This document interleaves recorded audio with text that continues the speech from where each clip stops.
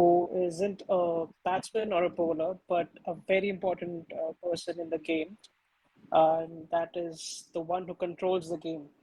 So we once again welcome you to our podcast, and we're delighted to have you here, sir. Thank you. Thank you. So I'll just start off with when we were talking earlier in the afternoon, you said that you had a match today. So can you just tell us about it? I mean, in brief. Today, basically, I was doing a local game under Mumbai Cricket Association. There's a corporate trophy going on, A division match between DY Patil Club and uh, Indian Oil Corporation. So effectively, the Oh, BCCI season, except the IPL, is over effectively. So now the at least to stay in tune with the game and obviously to offer the services to the Mumbai Cricket Association. Preferably on the weekends, I do these matches. So that was one of these games. okay, all right, all right. So Laalithya, would you like to take it up from here? And I will jump in between. Yeah, sure. So I'm actually very, very interested in your journey. Like your bio says that you're a lawyer who's turned into an umpire. Can you take us through your journey, how that transition happened? Yeah, I won't.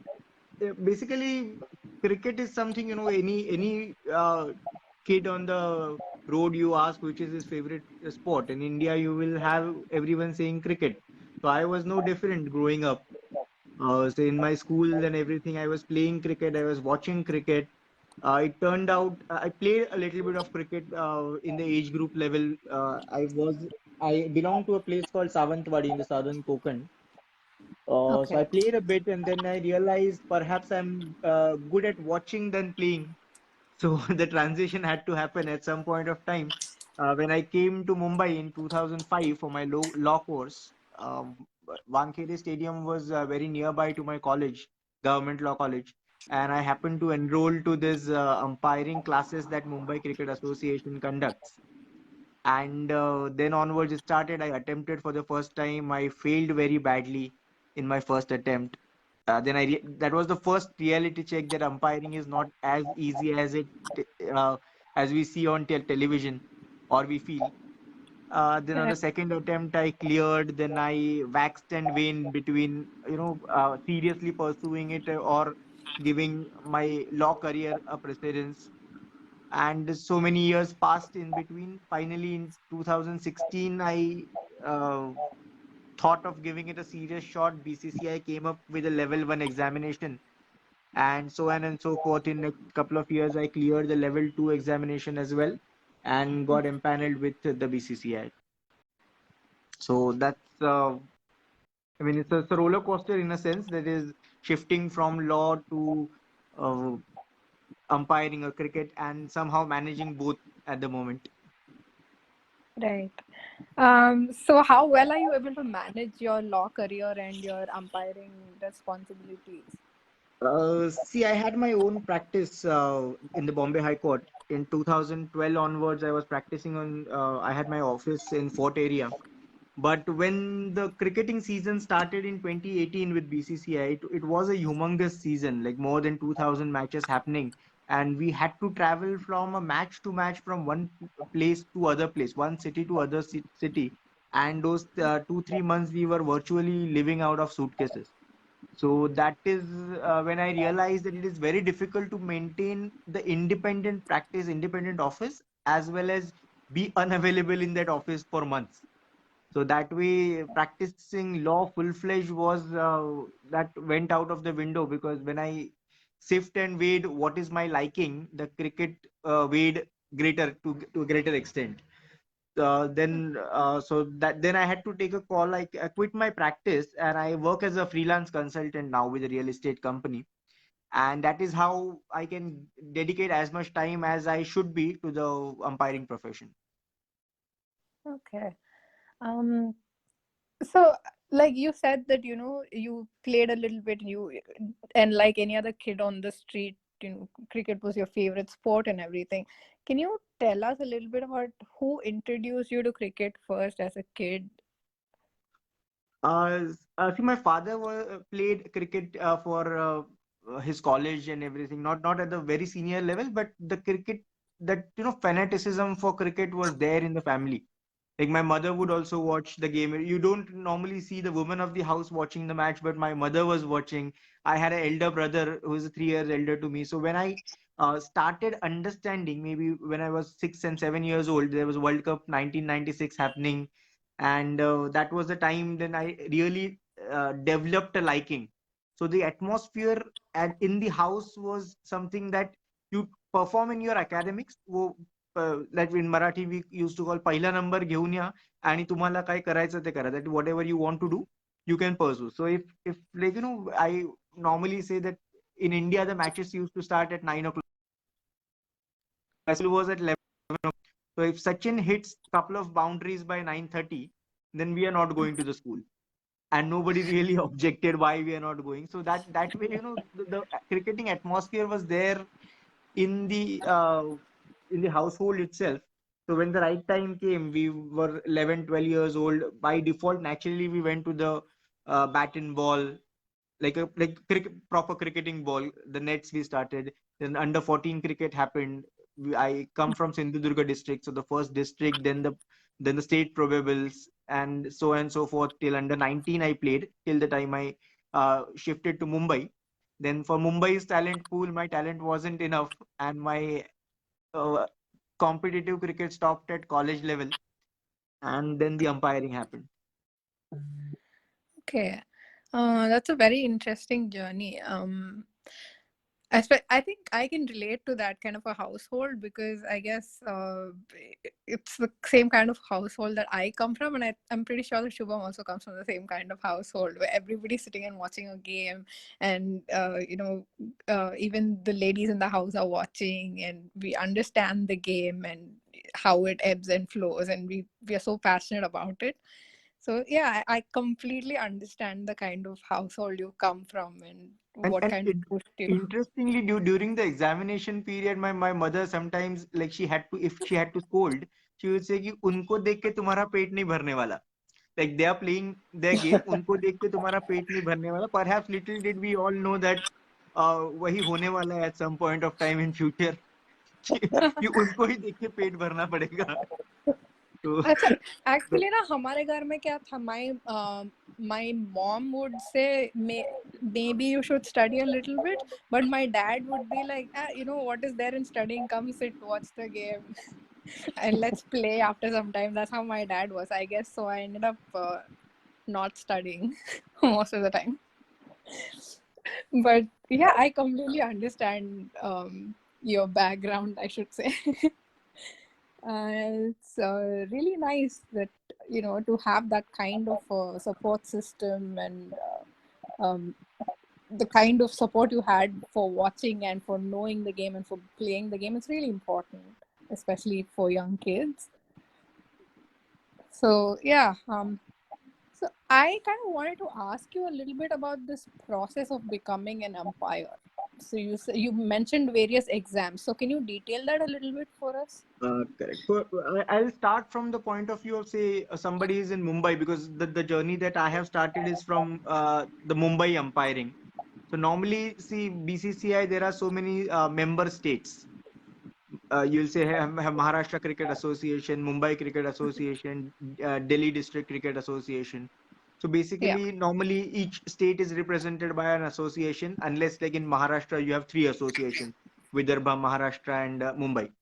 So that will be your parent association, you can say, or state association.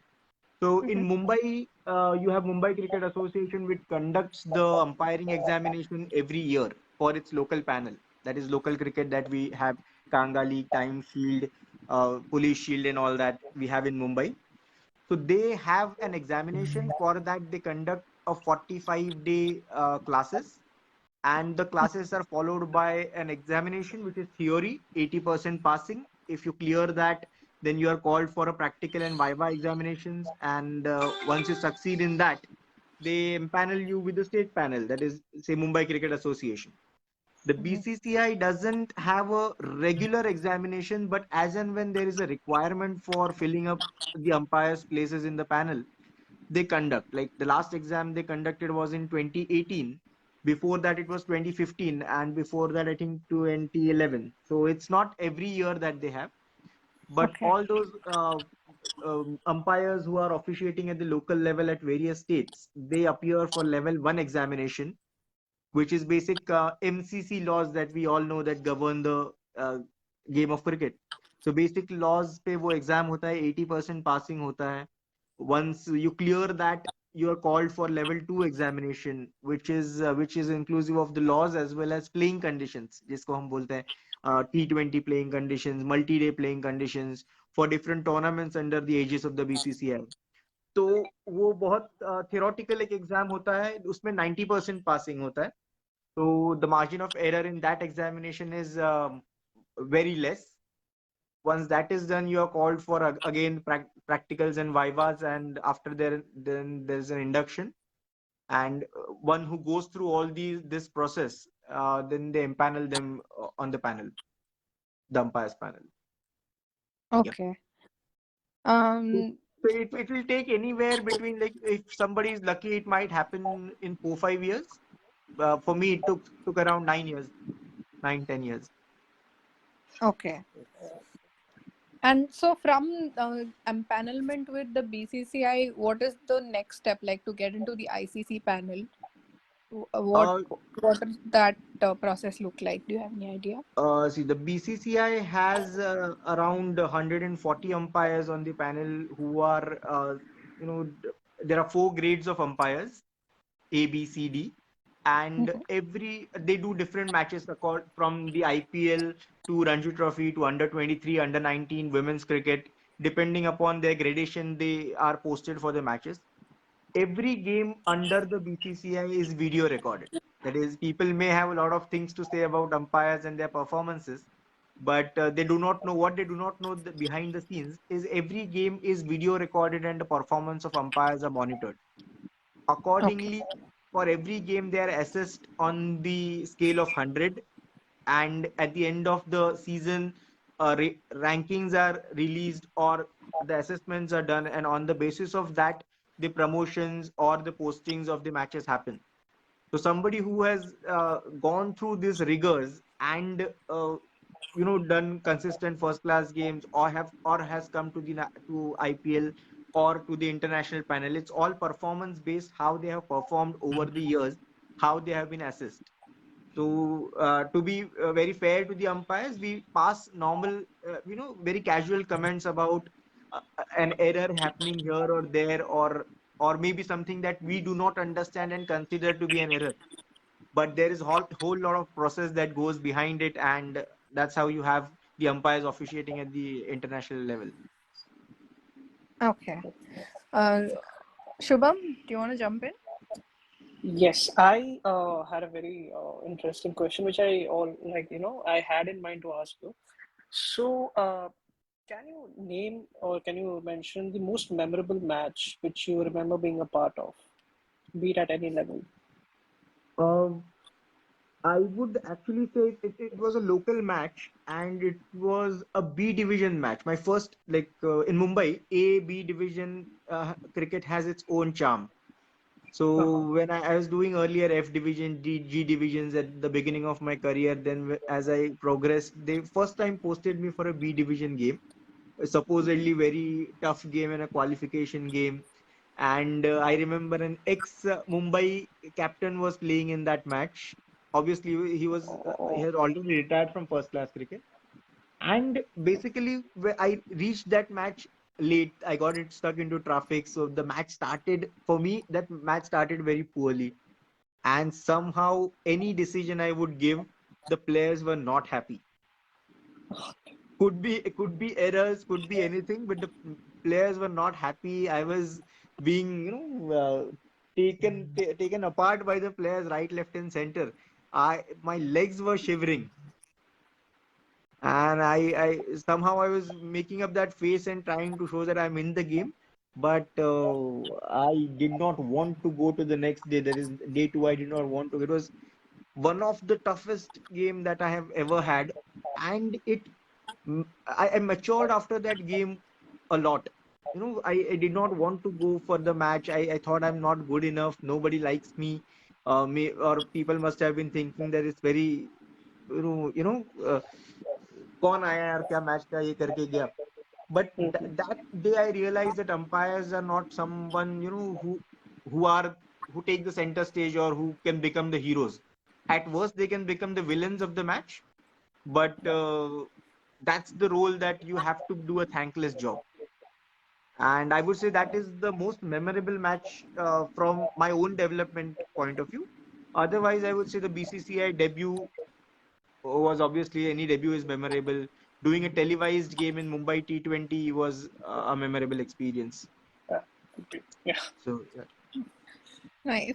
Uh, Actually, following on from that, I wanted to ask you, what is the most obscure rule that you had to remember on the field and enforce on the field?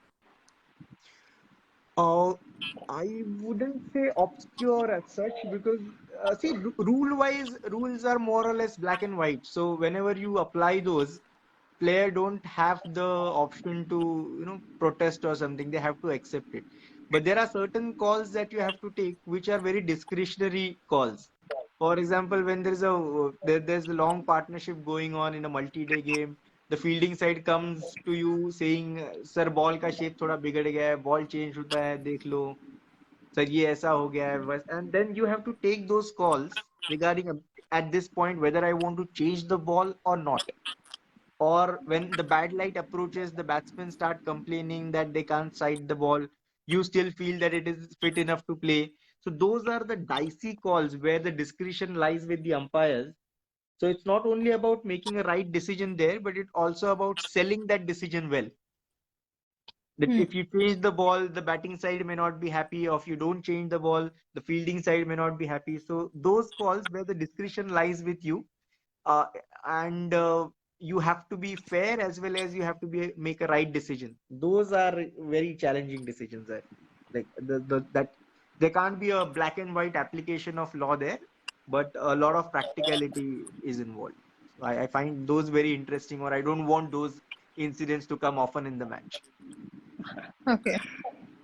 So, sir, you mentioned, right, the most memorable match which you can remember officiating is the B Division match, which was a very crucial match in at that point of time. So, just a follow-up question on that. I mean, what goes on in your mind when you have to deal with a player who's visibly not agreeing with your decision? So, what goes on in your mind at that exact moment on the field? I think it for every umpire it must be changing as he himself progresses in his career. Like when I had just stopped playing cricket and started umpiring, I was still struggling to take the player out of my that system and get into Right. umpire's role, because you Mhm. don't want to do wrong, you don't want to make errors, you feel that you are spoiling the game somewhere. So those sort of things start coming in the mind when you are very young. But as you grow into the profession, you realize that this is what it is. I am Uh-huh. only thing I can I only thing when I come into spotlight is when I am making an error. So error here and there is inevitable part of an umpire's job, umpire's career. So players also, depending upon what phase they are going through, a player is not getting runs, he's himself struggling with his form, he might react in a different way than a player who is in happy space, who is more likely to understand that it's part of the game. So that way Right. you mature on the job. And if you ask me right now, okay, an error, yes, you feel about it that you shouldn't have done it, but you don't take it home. You know that you have given your 100%, you were there. The error or whatever is not result of a lapse but is a genuine thing. Then you get over it. The players also tend to react in a similar manner. See, they're going to like you if the ultimate result goes in their favor. They're going to criticize you if the result doesn't go in their favor. But at the end of the day, when you meet them and then you see that appreciation, and that's what you want. It doesn't stay long, even if there is any disagreement. So basically, you just have to get it out of your system once the Correct. match is done. Correct, मतलब काम ही अभी काम वही है, तो उससे क्या डरना, Exactly. उससे क्या टेंशन लेना. So that attitude you have to develop. Okay. Okay. All right. Right. So, following on from that, if it's a really crucial match where one decision can change the entire course of the match, and let's say an umpiring error happens at that point, is there like a recourse that you can take immediately in the, let's say, I think there is no DRS, Hmm. and in the pre-DRS era, or in games where you don't have DRS even now, is there a recourse that you can take when you like एक गलत decision दे दिया, देने के तुरंत बाद आपको लगा कि अरे यार मैंने गलत decide कर दिया इस पे, तो is The, there the, something that you can do at that point? the law itself provides you the recourse. Law says that an umpire may alter his decision provided he does it promptly. So if there is an error मतलब क्या हो सकता है ऐसा जो you बाद में realize is maybe there is a you have given LBW and you realize there was a bat involved or something of that sort, or you have given a caught out when it is the ball is grassed. So that sort of error, if you realize and if you are very sure that if it's an error, you can revoke the decision immediately. It hasn't happened a lot of times because ऐसी चीज को cell करना भी बहुत difficult होता है. It's about match management as well. Sometimes error could be acceptable, but umpire being uncertain about his decision may not be acceptable to the players. That might affect the game even further. So there is a recourse in the law itself, but you have to be very tactful. You have to be, basically you have to be honest to your job. If there is an error, I may revoke. It has happened in the international cricket as well. Players have taken, so it's part of the laws as well. Law covers the umpire in that sense. But an error is an error. It's not about whether it's a very crucial stage of the game or it is not. It, Right. you have to see at it very objectively. Right.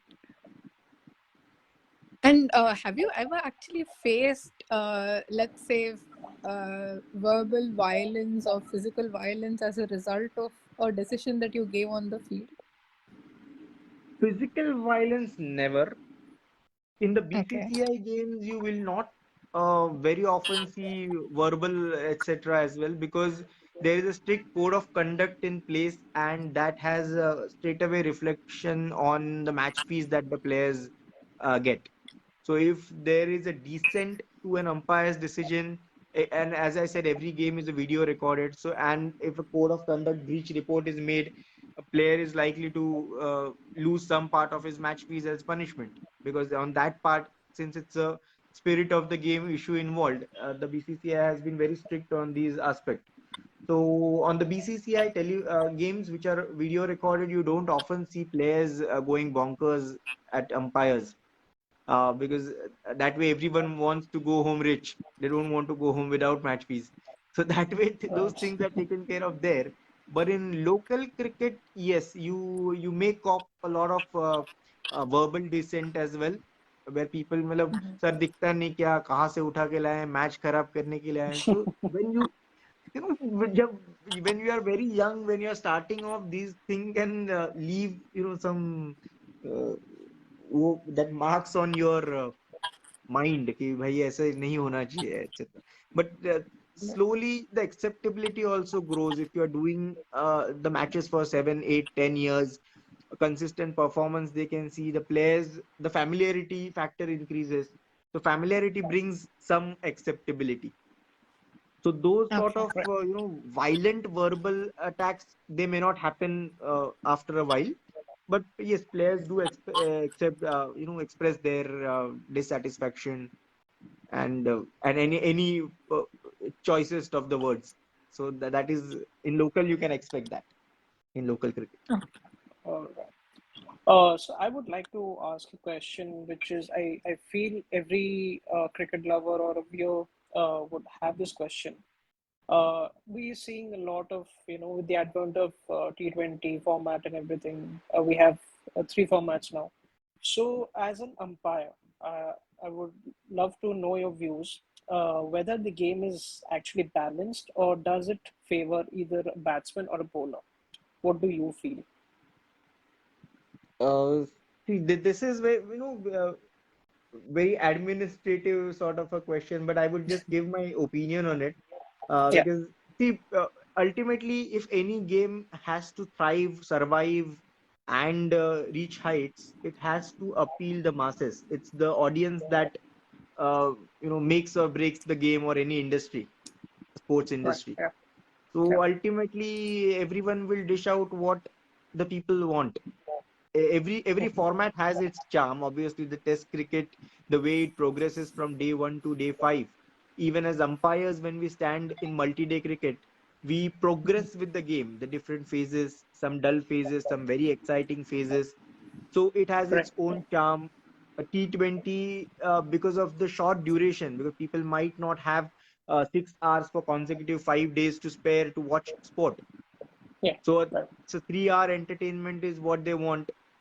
So in that sense, it has its own charm. People want boundaries and sixes being scored, and perhaps continuous wickets falling. But when you say that even the ball was dominating, like India versus England Test series, Right. it was Exactly. even equally good entertainment. So I would say at present, yes, you may say that it is slightly batting dominated, but I think it's the good cricket that ultimately any viewer would want to watch. And whether any format, if it's a good competitive cricket, people will enjoy. If it's a one-sided affair, obviously you will see the interest dwindling. So it's more about what kind of cricket is being played, irrespective of the format. All right. Fair enough. Okay, so my next question to you would be, I mean, with as far as you've officiated in matches and everything, do you have you come across any player which you feel he has the potential to make it big at the at the international level or at the domestic circuit, or anyone you feel which whose name we have not heard of yet? Oh, that way, I think. But I did couple of years. I mean, there are few players who went on to play the senior cricket when I watched them in the age group. Like in the local cricket, obviously we had watched somebody like Prithvi Shaw or Sarfaraz Khan, uh, Yes. or even very initial years Shreyas Iyer when they were scoring a good amount of runs in the age group cricket or school cricket. I had officiated their local games in the BCCI circuit. I remember officiating a Karnataka match where Devdutt Padikkal was the captain of under 19 team. He Oh, scored some okay. 180 odd in that innings, and I remember in the next match itself, he got his Ranji Trophy debut for Karnataka. It's Yeah. about 3-4 years ago. Then I remember Bishnoi, uh, the leg spinner. I remember him officiating his Oh, matches. yeah. Currently, I would say you have Yashasvi Jaiswal, obviously very talented person, very talented cricketer. And in Mumbai, you would say couple of even Shivam Dubey and all these guys. I had done plenty of matches. I officiated their games, so I would say these are the names I can remember. And at the very young age, you see there is a lot of guys who show promise, but Mm-hmm. very few promises are performed, as we say in the law. Making promise Yeah. and converting that into performance is very Convert. different. So at 13, 14, you may find someone very talented. What he does with it at the age of 20 is very important. Exactly. Agreed. Agreed. Yeah.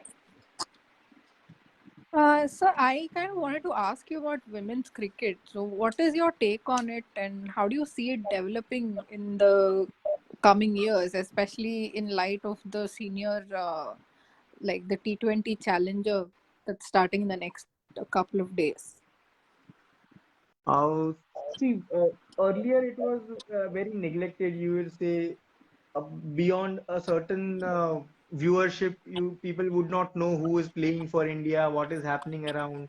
But if you see last 6-8 years of women's cricket development, especially after 2017 World Cup where India reached the finals, now these are the players are household names. People know Jemima Rodriguez, people know Harmanpreet Kaur, people know Smriti Mandhana. So that way the interest is being generated. and normally you see any interest is directly proportional to the performance that is put in on the field. And obviously the girls are performing really well. If you see the domestic cricket, there's under 19, under 23 senior T20 and one day formats that are being played. So there's a lot of cricket being played, and you can see the distinction. Earlier, that cricketing talent was limited to say metro towns. Now you Mm-hmm. can see the girls from remote towns also. The way it happened, the transition happened in men's cricket around 20 years ago, Hmm. when the cricket democratization happened from the uh, metros to the remote places in the country. That you can see when we do the women's game across the India. You see that talent is coming out. Somebody like Shafali Verma, Mhm. who at the age of 15, she was scoring 100 out of the 120 that her team had scored. She plays for Haryana, and we were taken aback when some a 15-year-old girl was like to an extent we could call her Virendra Sehwag of women's cricket. Right.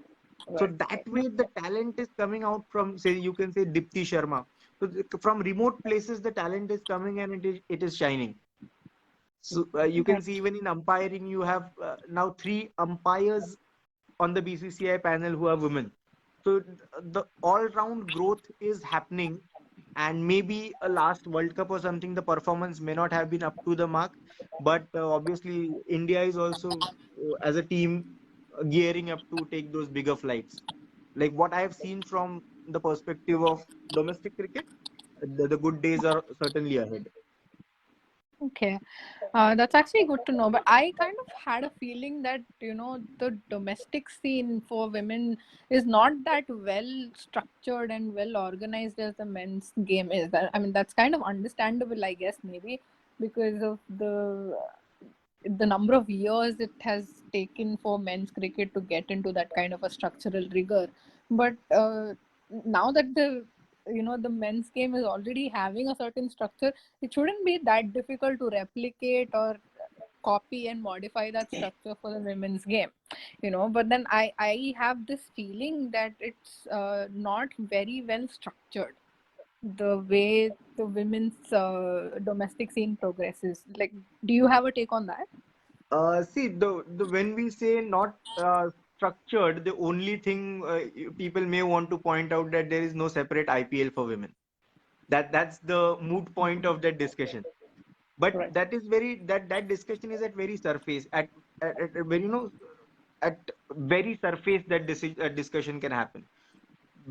I have been involved as an umpire for in with BCCI for last 4 or 5 years, and I have seen the BCCI conducting as many. See, there's no multi-day format, but there is a good number of matches that are happening. The Okay. T20 version of every age group, and that is Right. how when Right. the talent develops, when you have that sort of a talent pool, the IPL thing will also happen. See, next year onwards, BCCI is planning a full-fledged IPL. So what you need is the talent pool, and the talent pool is never built overnight. It's so Right. many things that are happening beneath the surface that we are normally not aware. So the way the games are being played, as many games the girls play earlier, you would, when you see a team, you would say there are four cricketers and seven women in a women's Right. cricket team. We would say there are four cricketers and seven women. Now you see 11 women cricketers. Everyone is Right. diving around, the bowlers are running in hard, so the body language has changed, the pace has increased. Earlier they used to score 80 runs in 50 overs, now they are scoring 250 runs.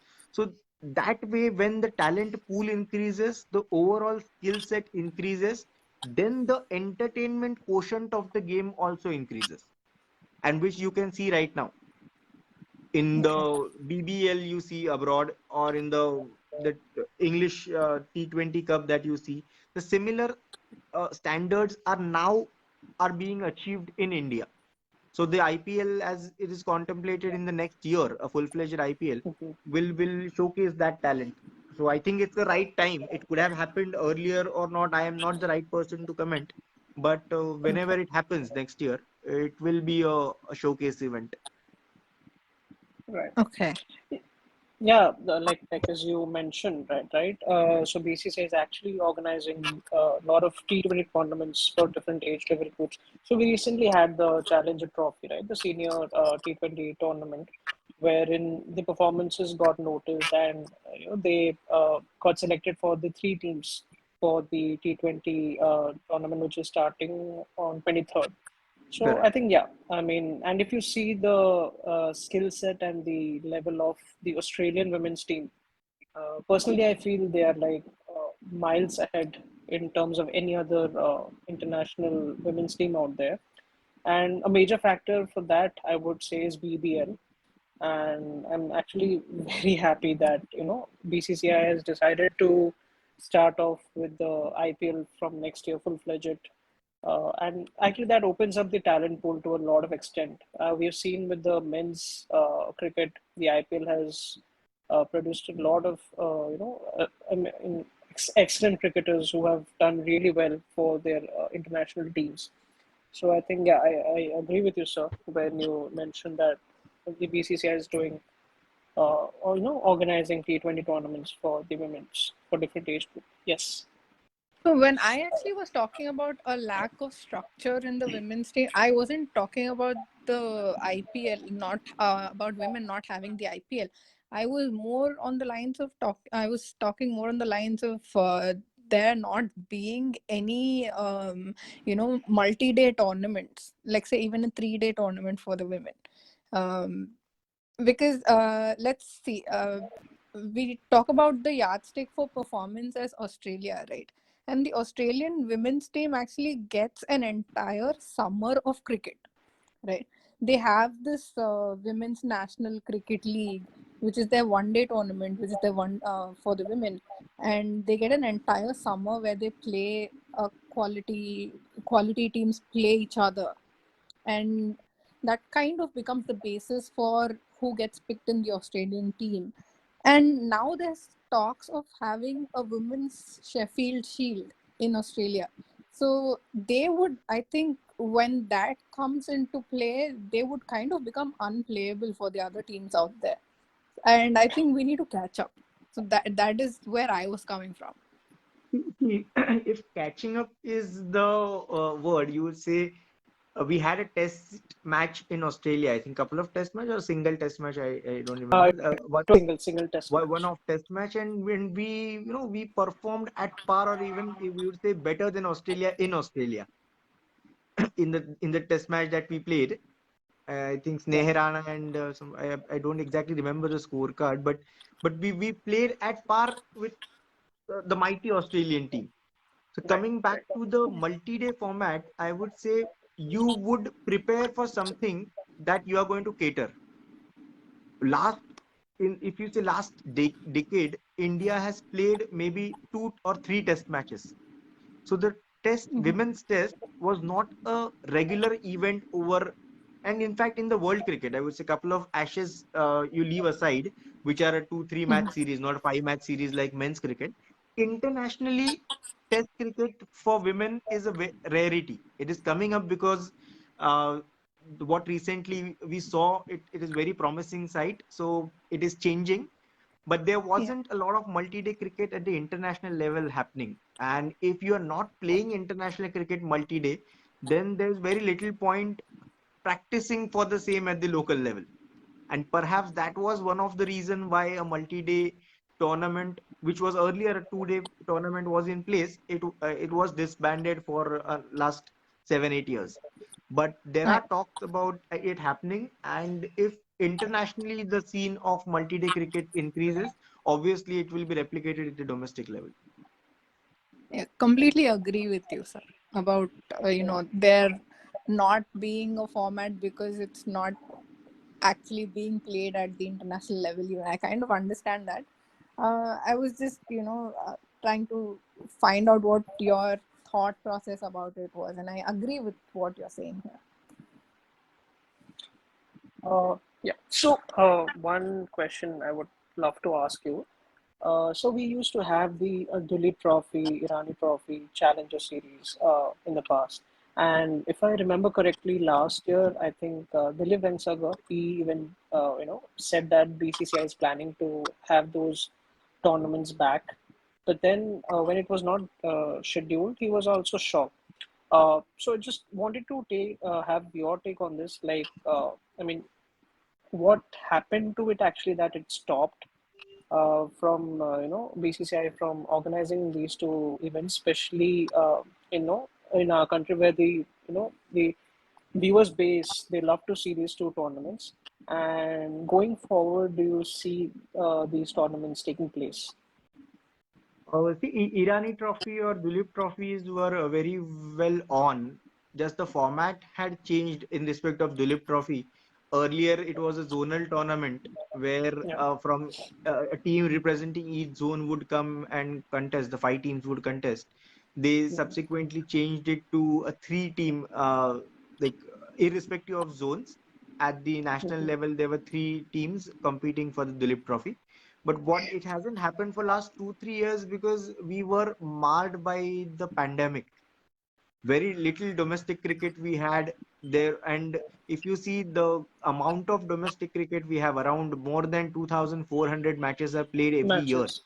Right. Right. And when something like COVID, which unprecedented event happened, everyone was taken unawares, including, say, you can say the organizing body like BCCI. But uh, to an extent, whatever extent they could salvage the situation. Obviously, there will be criticism in the media. People will write something. I'm not saying this is right or that is right. But what Mhm. we have seen, obviously, we would have loved more cricket if that was possible. But within the bio bubble protocols, the additional expenditure that was included with the hospitals and everything, the third parties to maintain the bubble, whatever way we could salvage the domestic season, that bit of efforts have been done. Like it has been very difficult, but to an extent that is done. And obviously, I won't be able to comment on much because that is more of an administrative decision, and the Right. people, relevant people sitting there would be the better person to judge. So, but to what we could say, obviously, we would have loved more cricket, but we are thankful that at least the bit we had, we could have. Okay. And also, I was personally, I'm very happy that the Coach Bia Trophy resumed and the Colonel C.K. Naidu Trophy as well. And even they're having the women's cricket and everything. So yeah, in that part, I'm actually very happy, and especially the Ranji Trophy, which actually gives us the talent pool that we have, and we showcase that at the international level. So yeah, personally, I'm very happy, and I hope that this keeps on going. So I have a question from Aditya. So unfortunately, he won't be able to, speak. So he had a question for you. So yeah, is there an age limit for umpires? Suppose if someone wants to consider a career in umpiring purely out of an urge to be involved with the game at some level, should the BCCI or local associations allow people beyond 40 to pursue a career? For level one, the age limit was 40, the level one examination BCCI. So that way, Mhm. Mumbai Cricket Association encourages the people who are uh, below 40 years age to take up umpiring because that is, that's when they can see some sort of a future there. But now I think the age limit, I have not seen it on the paper yet, but I understand that that limit has been increased for the level one as well as level two examination. It is going up to 45, I guess, though I'm not very sure about it. So that is the age where if you're looking at it to take it up professionally, like some sort of a future, then yes, that is the age limit. But if you are doing it for the love for the game, you want to be involved in the game at whatever level, then obviously the age is, it's just a number. You could all, if you're fit, if you're interested, you can take it up anytime. Okay. Oh, I hope, Aditya, that answers your question. Right. I have a question here from Nishant. He wants to know what is your who's your role model in terms of umpiring? Or role model, I don't really have role models as such. I have picked and chosen the attributes that I like or I can identify with, because so each personality is different, so you cannot exactly imbibe the similar traits that someone else is having. But my favorite umpire has been Ian Gould from England, who retired in 2019 during 2019 World Cup. And maybe because he was very talkative, he was expressive, he had a good rapport with the players, and he looked like enjoying the game within that field. So he was Yeah. is my favorite umpire. And personally, Vineet Kulkarni, the Indian umpire, Mm. who has been of great help and guidance to me uh, Oh, during my okay. journey so far. Okay. So we had another question from one of my friends actually. So we see that there are recommendations for either a batsman for the players if they do something which is not morally or it is against the laws of the game. So is there something similar for the umpires as well? Like if they constantly make umpiring errors, and so do they get reprimanded, or like how is it for the umpires specifically? Oh, as I said, there is always, at the end of the day, end of any match, there is assessment of performance, because most of the games are video recorded or at least a video telecast. So you cannot if there is an error, you can't run away from that if it's a fact. And the match referee or the governing authority for the game will always going to assess you for that game. So if there are errors happening, then the umpires, obviously there is an assessment happening behind uh, the wall, and the repercussions of that happen depending upon your postings for the next game, or the gradation that you receive. So there are repercussions, and that's the reason the umpires would not want to make errors. They would want to, it's a competitive game. The batsmen are giving their best, the bowlers are giving their best, fielders are taking catches. The umpires also wants to do his job professionally and at par with the players. So Right. if there are errors happening, there will be repercussions. It may not be, for the public scrutiny always that what has happened, but the things do happen behind the doors, and they are accountable. It's not that they just went on making any lapses that people perceive. Okay. So, we, usually ask our guests about, how they train for matches and how they train in between sessions and all. I'm kind of curious to know what kind of physical fitness does it require to be an umpire, because you guys stand on the field more than any player, You're there on the field before they come in, and so you are required to be there all the time. So what kind of physical fitness is required for an umpire, and how do you train for matches? Of course, physical fitness is immensely important. It may not be the explosive movements that the players do. It is not the physical movement is not as much as the players do, but the endurance part is there. You have to stand through 6.5 hours, 90 overs a day, and come back the next day, come back the next day, and for the 5 days you have to stand throughout. So that endurance part is there, because you can't get, if you are physically sound, your mind will work better. And what you Okay. have, the more it's more the, it's not exercise as such, but the fatigue that creeps in because of the constant sunlight and the changes in the weather, the pressures of the match, the pressures put by the players, by, there are uh, uh, 25 30 appeals through the day. So that fatigue comes in. So for that you have to be physically fit, if not very, mobile, or that way, very agile.